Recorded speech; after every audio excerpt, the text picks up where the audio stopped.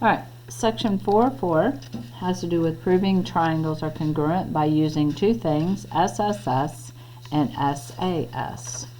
Up to this point, for us to prove that two triangles are congruent, you would have to measure all the sides and all the angles. So I would have to get a protractor, and I would have to get a ruler, and let's say I measured this as 6 inches, then this one would have to be 6 inches.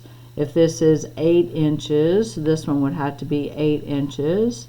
And if this was 10 inches, this one would have to be 10 inches. If this is 90 degrees, that one would have to be 90 degrees.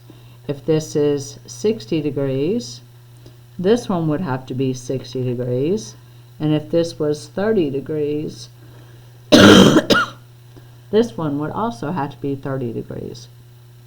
And that would be the only concrete way that I could prove that two triangles were truly congruent. But we're going to learn some shortcuts today, and this shortcut has to do with two theorems. And the first theorem is the SSS theorem, and it says if the sides of one triangle are congruent to the sides of the second triangle, then the triangles are congruent. For example, determine whether triangle RTZ is congruent to triangle JKL, and then it gives me these points. So I'm going to put these points on here. So I have the point 2, 5. Okay, and then so that's R. And then I have the point 1, 1. So that is Z. And then I have the point 5, 2,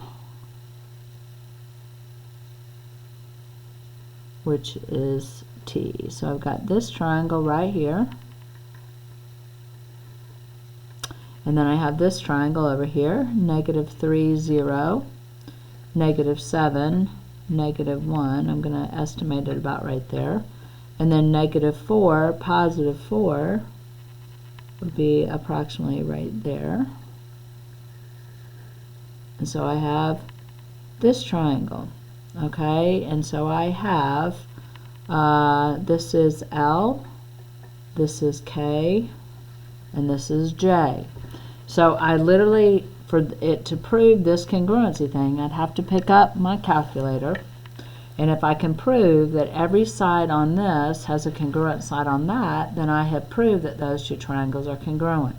So between R and T here, I'm going to need to use the distance formula. So I pick up my calculator, I hit distance, and I'm going to plug in the R value and the T value. And I'm going to get 4.2. It should be congruent to the JK value. So J is -4, 4. And K is -7, 1.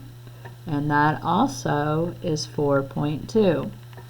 Then I'd have to prove maybe T and Z. So between T and Z, I'm going to use the T value, which is 5, 2, the Z value, which is 1, 1, and that's going to give me a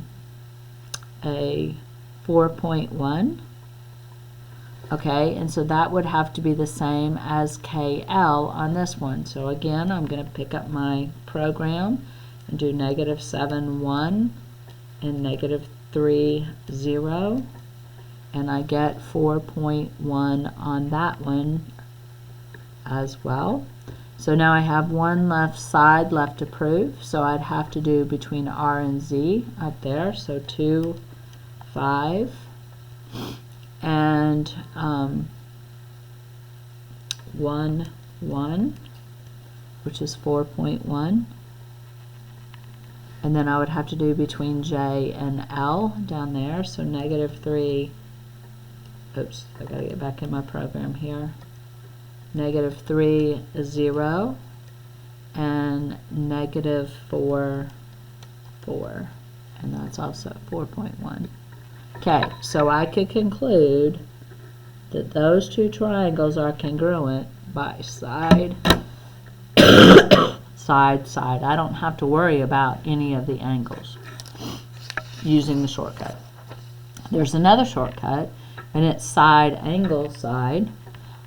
If two sides in the included angle, which means the angle between those two sides, are congruent to two sides in the included angle of another triangle, then the triangles are congruent. So if I say that side right there is congruent to that side, and this side right here is congruent to that side, and I know that that's 90 and that's 90, then I know that these two triangles are congruent by side, angle, side. Side, angle, side, side, angle, side. So the A has to be the included angle, okay? The angle between the two sides that are congruent. All right, you're going to use this information to do a two-column proof. There is got some of the material here, but there's also a illustration that goes with us.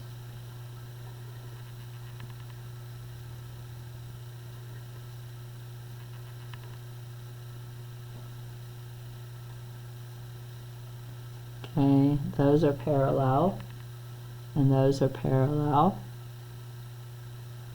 And this is J, this is M, and this is K, and this is L. Okay, and it says that KM is parallel to JL, and that KM is congruent to JL. Okay? So let's do our two-column proof. Remember, we have our statements here.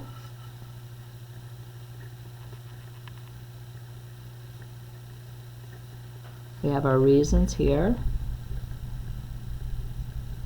So we have to decide whether we're going to do side, angle, side, or we're going to do side, side, side. Looks to me like this is going to be a side, angle, side one. I can already say that that is congruent to that by what it gave me.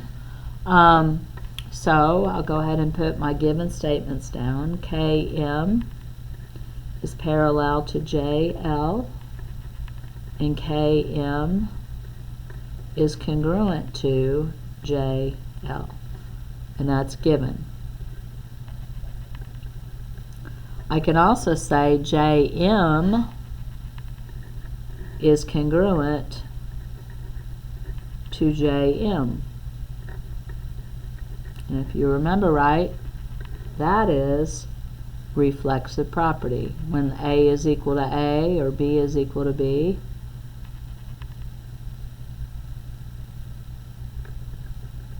that was if I spell it right. Okay, so now I've got that's congruent to itself. So now I'm looking if I can prove those two angles are congruent, which I can, because here's two parallel lines. This is a transversal, so this angle and this angle are alternate interior angles of each other. So angle KMJ, which is that angle, is congruent to angle MJL, which is that angle. So I can mark that, okay, because alternate interior angles of parallel lines are congruent. Okay, so now I have done everything I need to prove that these two triangles are congruent. JKM is congruent to triangle MLJ, and it's by side, angle, side. So that's my reason for that. Side, angle, side. I have proven that those two are congruent because it was given. This is congruent, which both triangles have by reflexive property, and that angle are congruent because they're alternate interior angles. angles. So I've done side, angle, side. All right, your homework on this is page 204 to 205, 10 through 24 even. If it says a flow proof, do a 2-column proof instead.